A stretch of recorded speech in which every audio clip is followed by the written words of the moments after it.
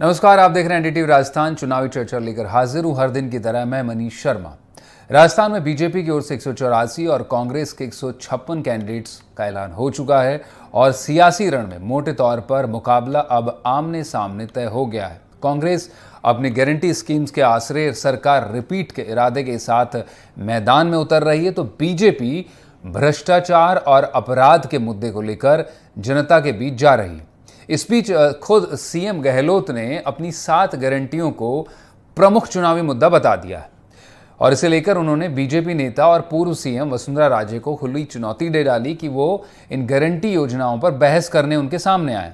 गहलोत ने social media x पर लिखा कि विपक्षी दल की नेता वसुंधरा राजे सिंधिया को मैं चुनौती देता हूं कि मेरे साथ कांग्रेस की 7 गारंटियों पर एक बहस करें।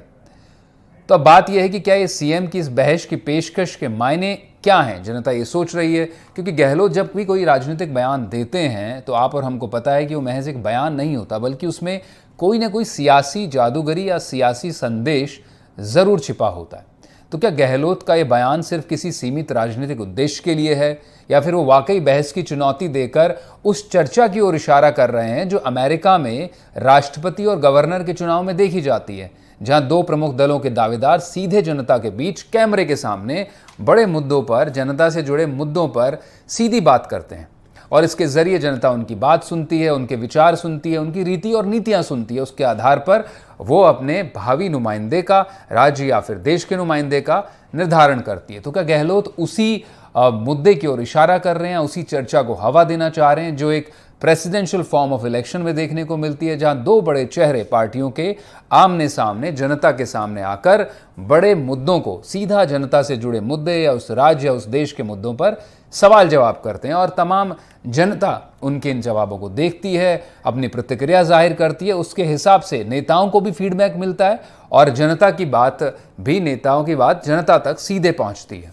और अपने भावी नुमाइंदे के जो, जैसा मैंने आपको बताया कि क्या विचार हैं किन मुद्दों पर, क्या उसकी नीतियां होंगी, ये जनता सीधे तौर पर जान पाती है, ताकि वो दोनों में से किसी एक बेहतर प्रत्याशी का चयन कर सके और अपने जो भी टेन्योर होना है, जैसे अमेरिका में प्रेसिडेंट का 4 साल का टेन्योर होता है, इंडिया में या फिर अब कहीं राजस्थान विधानसभा का चुनाव हो गया, बाकी तमाम विधानसभा के चुनाव हो, या 5-5 साल का कार्यकाल होता है सरकारों का। तो इन्हीं सवालों के जवाब जानने के लिए कि क्या विधानसभा चुनाव या फिर हमारे लोकसभा चुनाव हो, उनके दौरान हमारे नेताओं के बीच या जो भी कहें कि प्रमुख चेहरों के बीच में एक ऐसी बहस होनी चाहिए जिसकी ओर इशारा गहलोत ने आज किया है। वसुंधरा को उन्होंने भले चुनौती दी है, लेकिन इसके मायने बड़े व्यापक हैं। व्यापक इस संदर्भ में है कि जो मुद्दे अक्सर पार्टियां उठाती हैं जनता के बीच चुनाव की रैलियों में, वो एक तरफा होते हैं। ज़्यादातर जनता एक पार्टियों के आरोपों को सुनती है, फिर दूसरी रैली में दूसरी नेता या दूसरी पक्ष के प्रत्यारोपों को सुनती है, लेकिन उन मुद्दों पर जो समाधान की बात होती है या मुद्दों पर उनकी राय की बात होती है, वो कहीं ना कहीं चुनावी रैलियों में और भाषणों में गौण हो जाते हैं और नेता सिर्फ मुद्दों के नाम पर अपनी बातें या कहें अपनी विचारधारा या फिर एक तरह से कहें कि एक औपचारिकता आरोपों के जरिए वो करते रहते हैं, लेकिन टेंजिबल जो डिबेट्स होती हैं, सब्सटेंशियल जिसे लोकतंत्र में कहा जाए, जो ठोस बहस हो, वो कहीं ना कहीं इन चुनावी रैलियों में या चुनावी भाषणों में नदारद रहती है। पार्टियां वादे ज़रूर करती हैं कि हम इस तरह का मैनिफेस्टो लेकर आएंगे, ये हमारी योजनाएं होंगी, लेकिन चुनावी मुद्दे उन सबको किनारे करते हुए घोर अपने स्वहित से जुड़े मुद्दे और नीतियां चुनाव को देखकर बनाई जाती हैं। किस तरह से जाति पाति किया जा सके, किस तरह से ध्रुवीकरण किया जा सके और किस तरह से फ्रीबीज के जरिए या फिर अपनी और अन्य तरह की तमाम गारंटीज के जरिए जो योजनाएं जो पेश की जाती हैं उनसे लुभाया जा सके। लेकिन इनका जो रियलिटी चेक है वो असल में उम्मीदवारों के आमने सामने होने के बाद और जनता से जुड़े सवालों के जवाब के बाद ही सामने आ सकता है। तो इस मुद्दे पर बात करने के लिए हर दिन की तरह मेरे साथ 3 मेहमान होंगे। कांग्रेस से मेरे साथ जुड़ेंगे, बीजेपी से प्रवक्ता एकता अग्रवाल होंगी, कांग्रेस से सारिका सिंह होंगी। कोशिश हम करेंगे कि पॉलिटिकल एक्सपर्ट भी हमारे साथ जुड़ें। तो एकता और सारिका का मैं रुख कर लेता हूं। बहस में आप दोनों का ही स्वागत है। एकता, आपका भी स्वागत है और सारिका, आपका भी एनडीटीवी की चुनावी चर्चा में स्वागत करता हूं। पहला सवाल सारिका मेरा आप ही से है कि गहलोत का कहना कि मैं 7 गारंटियां जो लेकर आई है कांग्रेस पार्टी इस चुनाव में लेकर, उस पर वसुंधरा राजे को या कहें कि एक तरह से बीजेपी को भी कह सकते हैं, उन्होंने चुनौती दी है कि वो आएं और बहस करें।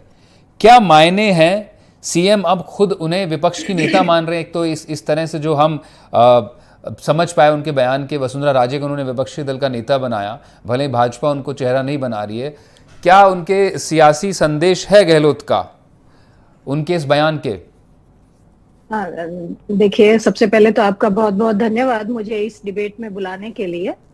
आपका सवाल मनीष जी, मैं इस पर आती हूँ कि जो गहलोत साहब ने, सीएम साहब ने जो वसुंधरा जी को बुलाया है, देखिए पूर्व सीएम होने के नाते 2 बार वो प्रदेश की सीएम रही हैं और बीजेपी में एक कद्दावर नेता रही हैं। ये बीजेपी का एक आंतरिक सिस्टम है, इंटरनल एक लोकतंत्र है। किस तरीके से वो चीजें करते हैं वो उससे हमारा कोई लेना देना नहीं है कि वो कब किस नेता को ऊपर करते हैं, कब किस नेता को नीचे करते हैं, कौन सी बात उनके हाईकमान को चुभ जाती है। तो वो हम सब सारा सिनेरियो इस बार के जो सीट एलोकेशन हो रहा है उसमें देख रहे हैं कि किस तरीके से उनको साइड में किया जा रहा है, वसुंधरा जी को साइड में किया जा रहा है। गहलोत साहब ने वसुंधरा जी को इसलिए कहा है क्योंकि स्टेट में बीजेपी का वो एक चेहरा है और स्टेट की 2 बार वो मुख्यमंत्री रही हैं, इसलिए उन्होंने उसको, और वो जितने फिलहाल वर्तमान में जितने और नहीं, आपके बयानों से बड़ा सारी का थोड़ा कंफ्यूजन ये होता है कि ये सब बातें बीजेपी को करनी चाहिए जो बीजेपी के नेता करते हैं। आप अक्सर कांग्रेस के नेताओं को सुनते हैं कि बीजेपी का चेहरा वसुंधरा राजे हैं, उनको दरकिनार किया जा रहा है, उनको आगे लाना चाहिए। तमाम बातें कांग्रेस के यहाँ से आती हैं। लगता है कि बीजेपी की स्ट्रेटेजी आप ही बनाना चाहते हैं कांग्रेस की ओर से। नहीं मनीष जी, देखिए ये कहने की बात नहीं है, हम देख ही रहे हैं, हम देख रहे हैं कि बहुत सारे ऐसे चेहरे हैं जो माने जाते थे कि वो वसुंधरा राजे ग्रुप के हैं और वो हो सकता है कि बीजेपी के जो सर्वे पोल हैं उसके मुताबिक वो जिताऊ चेहरे भी थे, लेकिन उनको भी क्योंकि वो वसुंधरा जी के ग्रुप से थे इसलिए उनको साइडलाइन किया गया। उनकी अहमियत लगातार हम देख रहे हैं, सार्वजनिक मंच से भी हम देख रहे हैं कि उनको धीरे धीरे जो बीजेपी लीडरशिप है वो उनको स्टेट के अंदर पीछे कर रही है। तो ये सिर्फ हमारा परसेप्शन नहीं है, ये जनता में दिखने वाली चीज है। ये मुद्दा तो बीजेपी का इंटरनल मामला, उनके कार्यकर्ताओं का मामला है, वो मीडिया कर्मियों को सवाल उठाने का है। कांग्रेस बड़ी चिंतित रहती है वसुंधरा राजे के इमेज को लेकर।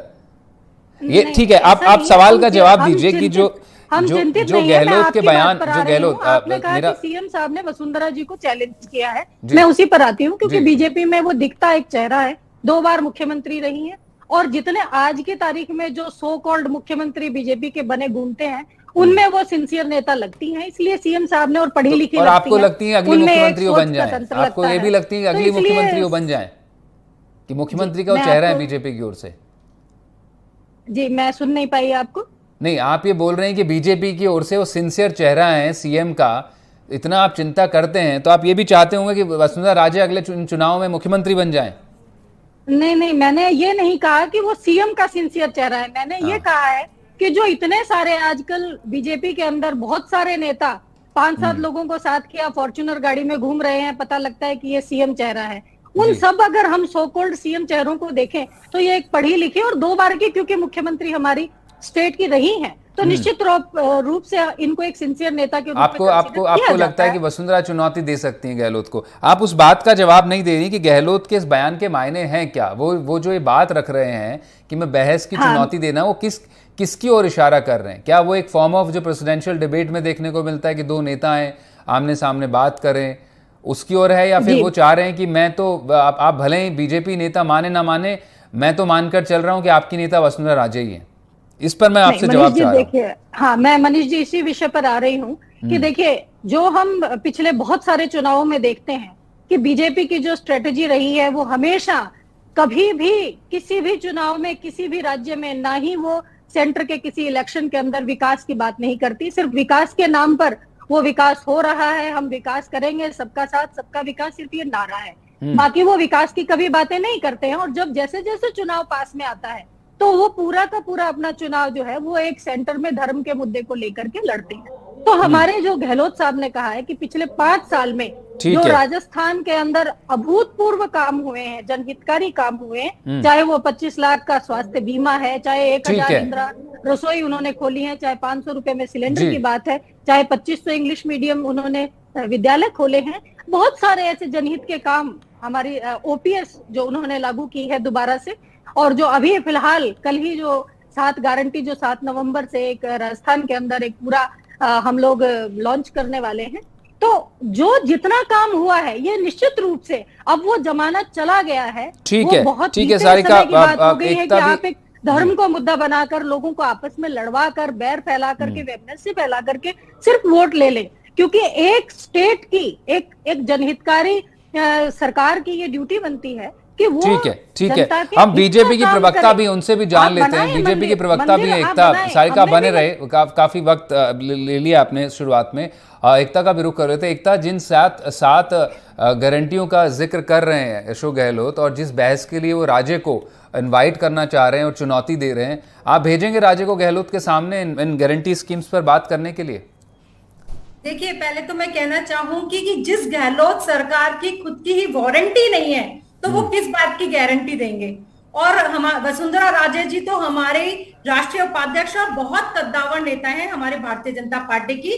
भारतीय जनता पार्टी का तो एक कार्यकर्ता या हमारा एक सामान्य से प्रवक्ता भी अशोक गहलोत जी को चुनौती दे सकता है। और चुनौती इसलिए दे सकता है क्योंकि इन्होंने जो 2018 में चुनावों में आने से पहले कांग्रेस पार्टी ने जो गारंटियां दी थी, बड़े बड़े वादे किए थे, बड़े बड़े घोषणाएं की थी, उनको किस प्रकार से उन्होंने पूरा किया और किस प्रकार से नकारा, वो राजस्थान की पूरी जनता ने पूरे 5 साल देखा। मैं इनसे पूछना चाहूंगी, अशोक गहलोत जी, आप मेरी ही चुनौती स्वीकार कर लीजिए। आप बताइए, आप 2018 में जब सरकार में आ रहे थे तो आपने कहा था 1, 2, 3, 4 किसानों का संपूर्ण कर्जा माफ। तो आप इनसे पूछिए कि कितने प्रतिशत किसानों का कर्जा माफ किया। आप इनसे पूछिए, इनके जो राहुल गांधी जी आए थे उन्होंने कहा था हम जो बेरोजगार हैं उनको भत्ता देंगे। तो इनसे पूछिए कितने लाख बेरोजगारों को इन्होंने भत्ता दिया। इनसे पूछिए कि जब यूरिया के लिए किसान जब गया मांग रहे हैं तो उस पर लाठीचार्ज क्यों किया गया। अगर इनमें है तो इनसे पूछिए ये क्यों गारंटी नहीं दी इन्होंने 5 साल महिला अत्याचार नहीं होगा। इनसे पूछिए कि क्यों इन्होंने युवाओं को गारंटी नहीं देती कि लगातार एक श्रृंखला। तो इन्हीं सवालों के लिए तो आपको बुला रहे हैं, वो इन्हीं सवालों के लिए तो एकता, वो इन्हीं सवालों के लिए तो राज्य को बोल रहे हैं कि मैंने जो 7 गारंटियां दी हैं, चाहे वो महिलाओं के लिए है, चाहे वो युवाओं के लिए है और जनता के लिए है, वो इन्हीं गारंटीज पर तो डिबेट करने के लिए बुला रहे हैं। बोल रहे हैं कि चुनौती है आपको, ये 7 गारंटीज मेरी स्कीम्स हैं, आप में हिम्मत है तो बहस कर लीजिए। वो आप ही को चुनौती दे रहे हैं। आप जो सवाल उठा रही हैं वो तो खुद इनवाइट कर रहे हैं आपको। वसुंधरा राजे जी तो हमारी इतनी कद्दावर नेता है, उनका इतना कीमती समय है कि उनको यहाँ वेस्ट करने की जरूरत नहीं है। उनके अशोक गहलोत जी और उनके सरकार की जो गारंटियां है ना, उसकी चुनौती को तो मेरे जैसे भाजपा का साधारण कार्यकर्ता भी स्वीकार कर सकता है, क्योंकि जो उनकी गारंटियों की पोल 5 साल में खुली है वो सभी जानते हैं। आप देखिए राजस्थान की जो दुर्दशा आर्थिक रूप से भी राजस्थान में हुई है ना, आज एक बच्चा भी राजस्थान में पैदा होता है तो वो 85,000 का कर्जा अपने पर लेके बैठा हुआ है। आज राजस्थान की स्थिति गहलोत सरकार ने ये कर दी है कि वो मृत्युशैया से है आर्थिक रूप से, लेकिन फिर भी वो गारंटी पे गारंटी दे रहे हैं। मैं तो कह रही हूँ ना कि वो दीजिए गारंटी कि एक भी महिला अत्याचार नहीं होगा। राजस्थान रेप में नंबर 1 खड़ा हुआ है। मैं ये प्रवक्ता हमारी नारी शक्ति से आते हैं कांग्रेस वो सवाल आप जो उठा रही हैं वो बीजेपी वो गारंटी देने से किसे रोका है भाई? गारंटी एकता, गारंटी देने से किसी ने रोका तो है नहीं। कांग्रेस भी गारंटी दे रही है, आप भी गारंटी दे सकती हैं। आप गारंटी की गारंटी दे दीजिए। बर्बाद हुआ उसकी गारंटी कौन देगा? पहले की तो आप गारंटी पूरी कर दीजिए। आप गाय के गोबर की बात करते हैं, आप बताइए आपने क्यों गौशालाओं पे, कठुमर में हमारी गौशालाओं पे बुलडोजर चलाने का काम किया? आपने लंपी में, आप देखिए राजस्थान सबसे ज्यादा प्रताड़ित रहा। यहाँ पे 9 लाख गायों की, मैं मृत्यु नहीं इसको हत्या कहूंगी, क्योंकि ये हत्या हुई थी अशोक गहलोत और उनकी सरकार की जो अनदेखी लापरवाही के कारण हमारी हुई थी। हमारे जो 3 दर्जन साधु संत थे ना, उनकी हत्याएं हुई हैं। तो उनकी गारंटी तो आप दे दीजिए अशोक गहलोत जी। नहीं, आपकी एकता भारतीय जनता पार्टी के साथ साथ कार्यकर्ता दे रही है। भारतीय जनता पार्टी का कार्यकर्ता दे रहा है। भारतीय जो राजस्थान की जनता है वो आपको खुली चुनौती दे रही है कि आप आइए। नहीं, वो तो आपकी पार्टी के नेता को ही आमंत्रित कर रहे हैं। धतराष्ट्र की तरह आपको पट्टी बांध के बैठे थे ना, वो पट्टी अब खोलने वाली है राजस्थान। ठीक है एकता बने रहेगा। जितेश भी हमारे साथ जुड़ गए हैं। जितेश भी पॉलिटिकल एक्सपर्ट है, काफी नजर रखते हैं राजस्थान के सियासी मामलों पर। जितेश, जिस तरह से बात हम कर रहे हैं आज चुनावी चर्चा में, जो गहलोत का बयान है, गहलोत के बयान में हर एक इस तरह का जब वो सियासी बयान देते हैं तो कोई ना कोई संदेश जरूर छिपा होता है। आज उन्होंने वसुंधरा राजे को तो नेता बता ही दिया, साथ में कह भी दिया है कि मैं बहस के लिए इनवाइट करता हूं कि मेरी जो 7 गारंटियां इन पर आप बहस करें। क्या इशारा है अशोक गहलोत का इसकी ओर? क्या सिर्फ एक उनका एक बहुत लिमिटेड कन्वीनियंट पॉलिटिकल मोटिव है इसके पीछे, या फिर वो एक ब्रॉडर पर्सपेक्टिव में बात करना चाह रहे हैं जो अक्सर हम हिंदुस्तान में करते हैं चुनाव में, जब तक प्रेसिडेंशियल डिबेट की, कि भारत में भी इस तरह से होना चाहिए कि जो नेता हैं वो सिर्फ अपनी अपनी रैलियों में आरोप लगाकर और गाल बजाई करके निकल लेते हैं और जनता वोट करती रह जाती है। तो क्या जनता के सामने वाकई अब वो वक्त है जब जो बड़े चेहरे या दोनों ओर से जो दो, अब राजस्थान में देखें तो कमोबेश कांग्रेस बीजेपी की सरकारें बनती रही हैं, तो इन दोनों के चेहरे आए और जो भी जनता से जुड़े मुद्दे हैं, कांग्रेस की ओर से वो स्कीम्स हैं, गारंटी है, तो बीजेपी की ओर से जो भी मुद्दे हैं, वो भ्रष्टाचार का मुद्दा उठा रही, अपराध का, तो क्या आमने सामने की बहस होनी चाहिए?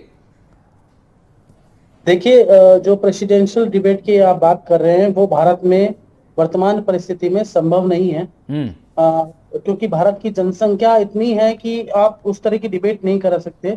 और भारत का लॉ एंड ऑर्डर, और राजस्थान के लॉ एंड ऑर्डर की बात करें तो अशोक गहलोत पहले ये बताया कि ओपन डिबेट की वो बात कर रहे हैं, तो मुख्यमंत्री, पूर्व मुख्यमंत्री और वर्तमान मुख्यमंत्री क्या जनता के बीच में जाके बिना सिक्योरिटी के ओपन डिबेट कर सकते हैं? अमेरिका में जिस तरह की डिबेट होती है या और देशों में जिस तरह से प्रेसिडेंशियल डिबेट होती है, क्या वैसी डिबेट करवा सकते हैं? क्योंकि ये पॉसिबल नहीं है। यहाँ की कंडीशंस इस तरह की नहीं है कि सिक्योरिटीज में तो अभी भी रैलियों में जीते जनता के बीच ही जाते हैं नेता, तमाम प्रधानमंत्री भी जनता के बीच रैलियों में जा रहे हैं, मुख्यमंत्री भी जा रहे हैं, वो इन्वाइट कर रहे हैं एक फोरम पर कि आप आके मेरे सामने बहस करें, तो मंच कुछ भी हो सकता है। नहीं, आप बिल्कुल ठीक कह रहे हैं जी, लेकिन इस तरह की ये मुझे लग रहा है सियासी आरोप प्रत्यारोप, एक तरह का सफू का छोड़ा गया है सियासी, कि वो आरोप प्रत्यारोप रहे और मीडिया में छपे और इस तरह से एक चर्चा हो। और गारंटी अगर देनी है अशोक गहलोत को, तो जिस गोबर योजना को वो छत्तीसगढ़ से लेके आए हैं, तो पहले वो ये गारंटी दें कि छत्तीसगढ़ में गोबर योजना में जो घोटाला हुआ था वो यहाँ पे नहीं हो। पहले वो ये गारंटी दें कि जो उन्होंने किसानों की कर्जा माफ की बात की थी 2018 के चुनाव में, उनका जो घोषणा पत्र था, जो उन्होंने गिनती थी राहुल गांधी ने, वो गारंटी दें। साथ में वो गारंटी 10 दिन में कर्जा माफी। जी बिल्कुल, प्राइवेसी लीक नहीं होगी। जैसा कि अभी हमने जो यहाँ पर कैंप लगे, यहाँ पे जो राहत कैंप लगे, शिविर लगे कांग्रेस की ओर से, उसमें जो जनता से डेटा लिया गया वो लीक हो गया, कई जगह सार्वजनिक हो गया, उनसे फर्जी सिमें ली गई, जो पब्लिश कई तरह की रिपोर्ट्स हुई। तो ये गारंटी दें कि जनता, सोशल सिक्योरिटी की तो वो बात करते हैं, सोशल सिक्योरिटी की बात करते हैं, लेकिन जनता की डेटा की गारंटी लें कि डेटा लीक नहीं होगा। नहीं, डेटा नहीं हो तो नेटबंदी भी जबरदस्त होती है राजस्थान में, तो अब जम्मू कश्मीर के बाद दूसरे स्थान पर आता है। अब बने रहेगा इस चर्चा को, बड़ी इंटरेस्टिंग डिबेट है जितेश, अलग अलग पहलू हैं इसके, काफ़ी कलरफुल डिबेट है, इसको देखा जाए तो कई एस्पेक्ट्स हैं इसके। आज हम चुनावी चर्चा में बात कर रहे हैं मुख्यमंत्री अशोक गहलोत के उस सोशल मीडिया पोस्ट की जो उन्होंने एक्स पर डाला कि अपनी 7 गारंटियों के जरिए उन्होंने वसुंधरा राजे को चुनौती दी है कि वो आएँ और बहस करें। तो क्या इशारा है वसुंधरा राजे का ये चुनौती देने की ओर अशोक गहलोत का? क्या वो एक जो चुनाव में प्रेसिडेंशियल फॉर्म की डिबेट होती है जब नेता आमने सामने होकर मुद्दों पर बात करते हैं, या वो उस ओर इशारा कर रहे हैं, या महज एक अपना उनका कन्वीनियंट पॉलिटिकल मोटिव है, उससे जुड़े मुद्दे पर बात कर रहे हैं? कांग्रेस और बीजेपी के प्रवक्ता मेरे साथ मौजूद हैं, दोनों महिला प्रवक्ता हैं, और जितेश भी हमारे साथ, जितेश जेठानंदानी हमारे पॉलिटिकल एक्सपर्ट भी हैं। जितेश, अब बात कर रहे थे हम ब्रेक से पहले, आप कह रहे थे कि वो जो मुद्दे उठा रहे हैं, गारंटी दे रहे हैं, चाहे वो गोबर स्कीम है या फिर बाकी और तरह के आपने मुद्दे बताए, उनमें जो लीकेज है, जो डेटा का लीकेज आपने राहत कैंप का बताया कि वो उनकी भी गारंटी दें। उसी में बात ये भी है कि नेटबंदी भी राजस्थान में एक बड़ा मुद्दा रहा पेपर लीक के दौरान, भ्रष्टाचार के तो अब तक सिलसिला लगातार जो ईडी के छापेमारी चल ही रही है, चाहे जल जीवन मिशन हो, पेपर लीक हो। जी जितेश, हम जो बात कर रहे थे ब्रेक से पहले कि जो गारंटी स्कीम्स गहलोत इंट्रोड्यूस कर रहे हैं चुनाव में, जिन पर वो वोट मांग रहे हैं जनता के बीच जाकर, उन्होंने एक मिशन 2030 का विजन 2030 भी बनाया, उससे पहले का तमाम राहत कैंप आयोजित किए, उसका आप जिक्र कर रहे थे कि राहत कैंप से किस तरह डेटा लीक हो गया। तो ये जो 7 गारंटियां हैं, इनको काफ़ी ये कि बड़ी महत्वाकांक्षी जनता के सामने वो ये योजनाएं लेकर जा रहे हैं कि मुझे चुनिए, मैं इन्हें लागू करूंगा, गारंटी दे रहे हैं। उधर एक और बीजेपी को देखें तो प्रधानमंत्री नरेंद्र मोदी खुद अपना नाम लेकर हर गारंटी की गारंटी देते हैं। तो एक चुनाव बड़ा गारंटी आधारित हो गया है इस बार। देखिए, जनता गारंटी नहीं, जनता इम्प्लीमेंटेशन चाहती है। जनता ऐसा नेता चाहती है जो, मैंने एनालिसिस किया, जो मैं जनता के बीच में गया कि दे वांट इम्प्लीमेंटेशन, मतलब धरातल पे वो चीजें उतरे। तो देखिए अशोक गहलोत ने एक चीज तो अच्छी की है कि चिरंजीवी जो योजना है वो धरातल पे जरूर उतरी है, लेकिन उसके एवज में जो नॉन परफॉर्मिंग पूरी सरकार रही, आप देखिए कई सालों तक, महीनों तक तो होटलों में रही और जनता को विधायकों ने जमकर लूटा। आप देखिए विधायकों के, बहुत से विधायकों के मामले यहाँ पे सामने हैं, कुछ विधायकों के कांग्रेस पार्टी ने टिकट भी काटे हैं और कईयों को वापस टिकट भी मिल गए, कईयों को टिकट भी मिले हैं, कईयों के काटे भी है। लेकिन जो स्थिति ये सामने आई, इस तरह से गारंटी जनता को दें कि हाँ आपकी सोशल सिक्योरिटी की, जो अशोक गहलोत अक्सर बात करते हैं कि वो धरातल पे उतारेंगे सोशल सिक्योरिटी की, बेरोजगार युवाओं को रोजगार देंगे, ठीक है, गारंटी दोनों पार्टी ये दे कि आम जन को लॉ एंड ऑर्डर की, कानून व्यवस्था की प्रॉब्लम नहीं होगी, पुलिसिंग व्यवस्था अच्छी होगी। गारंटी इस बात की दे कि भ्रष्टाचार नहीं होगा, क्योंकि राजस्थान में पिछले 5 साल के अंदर हमने देखा कि बहुत सारे एसीबी ने मामले दर्ज किए, ईडी की रेड पड़ी। आज भी लगातार जारी और बड़े बड़े नामों, बड़े चेहरों पर छापेमारी हो रही है। जी जितेश, तो आज कार्रवाई हो रही है, आप देखिए। कांग्रेस से सारिका सिंह है, तमाम जवाब ले लेते हैं जो आप बात कर रहे हैं, क्योंकि आप ग्राउंड में गए। सारिका, आपने सुना, जितेश को भी आपने सुना कि वो क्योंकि जनता के बीच गए, उन्होंने भी कवर किया, हम लोग भी जब तब जनता के बीच जा रहे हैं। इम्प्लीमेंटेशन को लेकर बड़ा सवाल है, आपने योजनाएं बड़ी अच्छी कर दी हैं, लेकिन ग्राउंड रियलिटी जो है जमीन तक, चाहे वो आपकी रिसेंट जब आचार संहिता के वक्त वो रुक गई, फ्री मोबाइल आप बांट रहे थे, उसको लेकर भी काफी गुस्सा हुआ। हमने खुद एनडीटीवी पर दिखाया लोगों को, आपने योजनाएं तो चालू कर दी हैं, लेकिन वो लोगों को सीधे उस टर्म्स में मिल नहीं पाती हैं सीधे तौर पर। नहीं देखिए मनीष जी, उसी के लिए जो इम्प्लीमेंटेशन की आप बात कर रहे हैं, उसी को ध्यान में रखते हुए इस बार महंगाई राहत कैंप लगाए गए। उससे पहले भी कैंप, प्रशासन जो पट्टे बांटे गए, प्रशासन शहरों के संग, प्रशासन गांव के संग, इस तरीके के कैंप लगाए गए।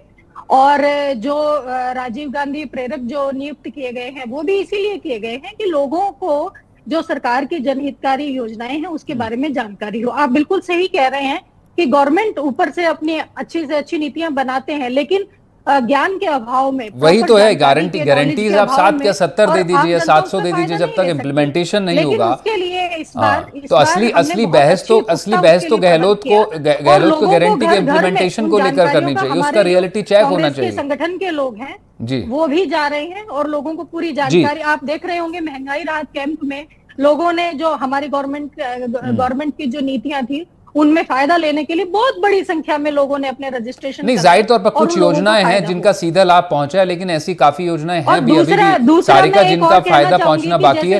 एकता से आखिरी जवाब ले लेते हैं। एकता, सारिका समय थोड़ा कम है, एकता से भी जवाब लेते हैं। एकता, जो बात कर रहे हैं हम इम्प्लीमेंटेशन को लेकर के, बहस असल में गारंटीज तो आप भी दे रहे हैं, आप प्रधानमंत्री रैलियों में बोलते हैं कि हर गारंटी की गारंटी मैं खुद हूं, तो गारंटीज तो आप भी बेच रहे हैं चुनाव में जनता के बीच, लेकिन बहस आखिर में किस चीज को लेकर होनी चाहिए, संक्षिप्त में बताइएगा आप। देखिए, मोदी जी का तो एक सब जगह फेमस हो गया है, मोदी जी है तो मुमकिन है, क्योंकि मोदी जी ने जो कहा वो करके दिखाया। हमने जिस बात की गारंटी की वो प्रूफ किया। हमने कहा राम मंदिर बनेगा तो राम मंदिर बना के दिखाया। हमने कहा धारा 370 हटेगी, जो एक बहुत मुश्किल काम था, वो हमने हट करके दिखाया। मोदी जी ने कहा कि बहनों का दर्द मैं समझूंगा, शौचालय देने का काम किया। मोदी जी ने कहा 3 दशकों से जो नारी शक्ति वंदन, जो महिला आरक्षण का बिल पेंडिंग था, अगर वो किसी में साहस था, नैतिक साहस था पूरे करने का, तो वो मोदी जी में था, भारतीय जनता पार्टी में था। तो हमारा तो भारतीय जनता पार्टी का मतलब ही गारंटी रोजगार की भी थी, 2 करोड़ रोजगार की भी गारंटी थी, महंगाई राहत की भी गारंटी थी। कांग्रेस सरकार है ना, वो राजस्थान से अब मुक्त होने वाली है, राजस्थान कांग्रेस मुक्त होने वाला है, क्योंकि ये किसी भी प्रकार की गारंटी जो देते आए वो इनकी फुलफिल नहीं। एक गारंटी आपने भी दी थी 2 करोड़ रोजगार की, उसके लिए आपको घेरा जा रहा है चुनाव में। गारंटी आपने महंगाई को लेकर के भी दी थी कि प्रधानमंत्री खुद बोलते थे कि महंगाई पर कोई बोलता नहीं है। सबसे ज्यादा है राजस्थान में। जब सरकार में आ रहे थे 2018 में, तो उन्होंने कहा था बिजली का 1 पैसा नहीं बढ़ाएंगे, लेकिन पिछले 5 वर्षों में 9 बार में अलग अलग टैक्स लगाया, और बिजली जो 5 रुपए 55 पैसे थी वो 11 रुपए। ठीक है, समय थोड़ा कम है। जितेश, 10 सेकंड में आप बता दीजिए एक बार, थोड़ा फाइनल आपसे कंक्लूड करते हैं कि जो ये आप बताइए कि शिगुफा छोड़ा है मुख्यमंत्री ने, किस ओर इशारा है इसकी ओर, ये डिबेट का इन्होंने इशारा जो किया है, क्या होनी चाहिए कोई बहस इस बार राजस्थान में आमने सामने? देखिए, इसमें 2 रीजंस पॉलिटिकली मुझे लगते हैं। एक रीजन तो ये है कि वो सीधा पूर्व मुख्यमंत्री वसुंधरा राजे से ही वो डिबेट करना चाह रहे हैं। ठीक इसका है। मतलब वो इशारा कर रहे हैं नेता वही है हमारे वही लिए। है, वही है। और वही है। दूसरा क्योंकि हमेशा एक उनको सेफ खिलाना चाह रहे हैं, मतलब ठीक सेफ है। खेलना चाह रहे हैं कि बहुत शुक्रिया, बहुत शुक्रिया जितेश, समय थोड़ा कम है। बहुत तीनों मेहमानों का आपका बहुत बहुत शुक्रिया। तो चुनावी चर्चा में फिलहाल बस इतना ही। बाकी तमाम खबरों के लिए आप बने रहिए एनडीटीवी राजस्थान के साथ।